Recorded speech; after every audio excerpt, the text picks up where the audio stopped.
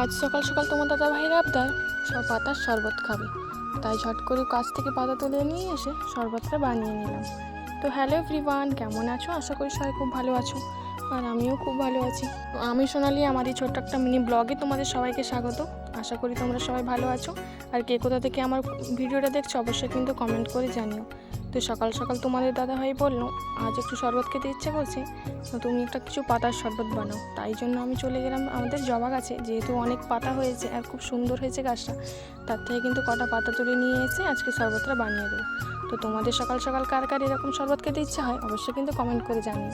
আর গ্রামে থাকলে তো এসবের কোনো কথাই হবে না, কারণ আর গ্রামে কিন্তু সবাই এইরকম অনেক পাতা শরবত হয়। আমি যেহেতু আর জবা পাতা শরবত করলাম, তা বাদেও কিন্তু গাঁদা পাতা, মশাকানি, বাকস পাতা, মশাকানি, আয়াপান অনেক কিছু শরবত হয়। তো আজ তোমাদের দাদাভাইকে কিন্তু জবা পাতা শরবতটাই বানিয়ে দিলাম। আর তোমরা কিন্তু দেখো, আমি চিনি দিইনি, এখন কিন্তু বাতাসা দিয়েছি, কারণ বাতাসা যেহেতু বাড়িতে আছে, চিনি খাওয়া কিন্তু শরীরের পক্ষে ভালো নয়। আর শরবতটা যেহেতু মানুষ ভালোর জন্যই খায়, তাই জন্য চিনিটা ব্যবহার করলাম না, ভালো ছিল বাতাসা, তাই জন্য বাতাসা দিয়ে শরবতটা বানিয়ে দিলাম। তো তোমাদের কেমন লাগছে শরবতটা দেখে অবশ্যই কিন্তু কমেন্ট করে জানিও, আর কারা কারা এরকম শরবত খেতে ভালোবাসো সেটাও কমেন্টে জানিও। আর তোমাদের সাথে কথা বলতে বলতে কিন্তু আমার শরবতটা রেডি। আর এখন তোমাদের দাদাভাইকে গিয়ে শরবতটা দিয়ে দিলাম, আর ও খেয়েও নিল।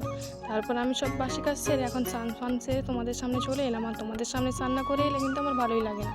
আর দেখো আমাকে স্নান করে কেমন লাগছে অবশ্যই তো কমেন্টে জানিও। আর তারপর চলে গেলাম কিন্তু রান্না করে উনুন ধরিয়ে ভাতটা বসিয়ে দিলাম।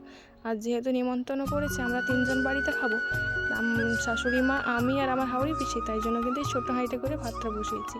আর দেখো তোমাদের সামনে চলে এলাম। তারপর আমি এখন রান্নাঘরে বসে বসে তোমাদের সামনে একটু চলে এলাম। তো আমাকে কেমন লাগছে রান্না করতে করতে, আর যেহেতু কারেন্ট নেই তাই জন্য কিন্তু ঘরটা অন্ধকার। আর তারপর চলে এলাম আমাদের আজ কী রান্না হয়েছে সেটাই দেখানোর জন্য।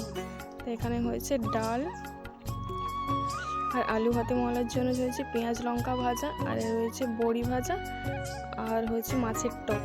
তো তোমাদের আয়োজনটা কেমন লাগছে অবশ্যই কিন্তু কমেন্ট করে জানিও। আর এখান পর্যন্ত দেখা হচ্ছে সুন্দর আরও একটা নেক্সট ভিডিওতে। এখন টাটা।